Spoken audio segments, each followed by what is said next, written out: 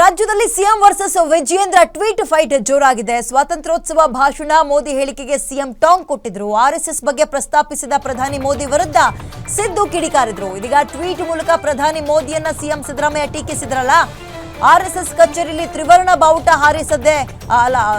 ಬಾವುಟವನ್ನ ಹಾರಿಸದ ಸಂಘಟನೆ ಬಗ್ಗೆ ಹೇಳಿ, ಸಂವಿಧಾನ ಆಶಯಗಳಿಗೆ ವಿರುದ್ಧವಾಗಿ ನಡೆದುಕೊಂಡಿದ್ದಾರೆ, ತಮ್ಮ ಸ್ಥಾನವನ್ನ ದುರುಪಯೋಗ ಪಡಿಸಿಕೊಂಡಿದ್ದಾರೆ ಅಂತ ಸಿಎಂ ಪೋಸ್ಟ್ ಮಾಡಿದ್ರು. ನೆನ್ನೆದು ಸಿಎಂ ಪೋಸ್ಟ್ ಮುಖಾಂತರವೇ ಬಿವೈ ವಿಜಯೇಂದ್ರ ಟಾಂಗ್ ಕೊಟ್ಟಿದ್ದಾರೆ. ಎಮರ್ಜೆನ್ಸಿ ಸಮಯದಲ್ಲಿ ಕಾಂಗ್ರೆಸ್ ವಿರೋಧಿಸಿದವರು ಸ್ವಾರ್ಥ ರಾಜಕಾರಣಕ್ಕೆ ಅಧಿಕಾರಕ್ಕಾಗಿ ಆರ್ಎಸ್ಎಸ್ ಬಗ್ಗೆ ಮಾತಾಡ್ತಾ ಇದ್ದೀರಾ, ಆರ್ಎಸ್ಎಸ್ ಬಗ್ಗೆ ಮಾತಾಡೋ ನೈತಿಕತೆ ನಿಮಗಿಲ್ಲ ಅಂತ ಟಾಂಗ್ ಕೊಟ್ಟಿದ್ದಾರೆ.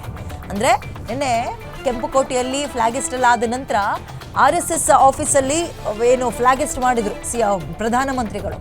ನೀವು ಒಬ್ಬ ದೇಶದ ಪ್ರಧಾನಮಂತ್ರಿಗಳಾಗಿ ಹೇಗೆ ಹೀಗೆ ನಡ್ಕೊಳ್ತೀರಿ? ನೀವು ಸ್ವಾರ್ಥ ರಾಜಕಾರಣಕ್ಕೆ ಅಧಿಕಾರವನ್ನ ಬಳಸ್ಕೊಳ್ತಾ ಇದ್ದೀರಾ ನೀವು ಈಗಂತ ಸಿದ್ದರಾಮಯ್ಯ ಟ್ವೀಟ್ ಮಾಡಿದ್ರು. ಅದಕ್ಕೆ ಆರ್ಎಸ್ಎಸ್ ಬಗ್ಗೆ ಮಾತನಾಡುವ ನೈತಿಕತೆ ನಿಮಗಿಲ್ಲ ಅಂತ ರೀಟ್ವೀಟ್ ಮಾಡಿ ಇದೊಂದು ರೀತಿ ಟ್ವೀಟ್ ವಾರ್ ಶುರುವಾಗಿದೆ. ಸಿದ್ದರಾಮಯ್ಯ ವರ್ಸಸ್ ವಿಜಯೇಂದ್ರ, ರಾಜ್ಯದ ಮುಖ್ಯಮಂತ್ರಿಗಳು ವರ್ಸಸ್ ವಿರೋಧ ಪಕ್ಷದ ಅಂದ್ರೆ ಬಿಜೆಪಿಯ ರಾಜ್ಯಾಧ್ಯಕ್ಷರ ನಡುವೆ ಟ್ವೀಟ್ ವಾರ್ ಶುರುವಾಗಿದೆ ಈಗ. ಮೋರ್ ಡೀಟೇಲ್ಸ್ ನನ್ನ ಕಲೀಗ ಮಾರುತಿ ನೀಡ್ತಾರೆ. ಮಾರುತಿ, ಇದೀಗ ಸಿಎಂ ವರ್ಸಸ್ ವಿಜೇಂದ್ರ ನಡುವಿನ ಟ್ವೀಟ್ ವಾರ್ ಬಗ್ಗೆ ನೀವು ವಿವರಿಸೋದಾದ್ರೆ.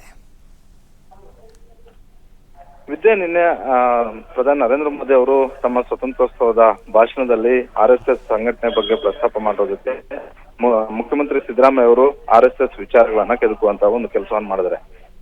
ಸಿದ್ದರಾಮಯ್ಯ ಅವರು ಆರ್ಎಸ್ಎಸ್ ಬಗ್ಗೆ ಹಾಗೂ ಆರ್ಎಸ್ಎಸ್ ವಿಚಾರಗಳು ಬಂದಂತಹ ಸಂದರ್ಭದಲ್ಲಿ ಮೊದಲನೇ ಬಾರಿಗೆ ಆಕ್ರೋಶ ಮತ್ತೆ ಅಸಮಾಧಾನವನ್ನು ವ್ಯಕ್ತಪಡಿಸಿರುವಂತದ್ದು ಇದೇನು ಮೊದಲೇನೂ ಅಲ್ಲ. ಹಲವು ಬಾರಿ ಹಿಂದೆನೂ ಕೂಡ ಪದೇ ನರೇಂದ್ರ ಮೋದಿ ಅವರು ಆರ್ಎಸ್ಎಸ್ ವಿಚಾರಗಳನ್ನು ಪ್ರಸ್ತಾಪ ಮಾಡುತ್ತಿದ್ದಂತ ಒಂದು ಸಮಯದಲ್ಲಿ ಇಂಥದ್ದೇ ರೀತಿಯಲ್ಲಿ ಎಕ್ಸ್ ಅಲ್ಲಿ ಪೋಸ್ಟ್ ಮಾಡ್ತಿದ್ರು. ಇದಕ್ಕೂ ಮೊದಲು ಟ್ವಿಟರ್ ವಾರನ್ನೇ ಮಾಡಿದ್ರು. ಅದಕ್ಕೆ ಸಾಥ್ ಕೊಡುವಂತ ಒಂದು ರೀತಿಯಲ್ಲಿ ಹಿಂದೆ ಹಲವು ಬಾರಿ ಆರ್ಎಸ್ಎಸ್ ಅನ್ನ ಬ್ಯಾನ್ ಮಾಡ್ತೀವಿ ಅನ್ನುವಂತಹ ವಿಚಾರಗಳು ಕೂಡ ರಾಜ್ಯ ರಾಜಕಾರಣದಲ್ಲಿ ಚರ್ಚೆ ಆಗಿದ್ದು.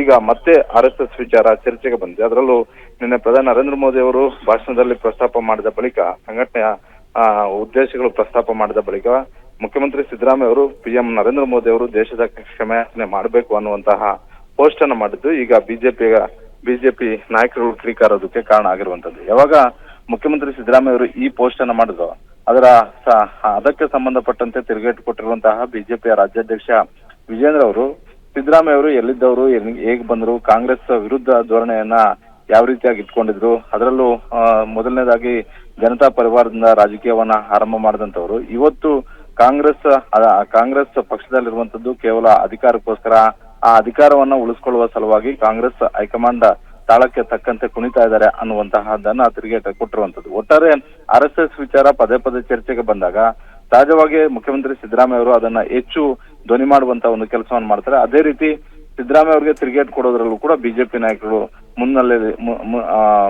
ನಾಯಕರು ಸರಣಿ ಟ್ವೀಟ್ ಗಳನ್ನ ಮಾಡ್ತಾ ಇದಾರೆ ಅಂತಾನೆ ಹೇಳ್ಬೋದು. ವಿದ್ಯಾ, ಓಕೆ, ಧನ್ಯವಾದ ಮಾರುತಿ ಡೀಟೇಲ್ಸ್ಗೆ.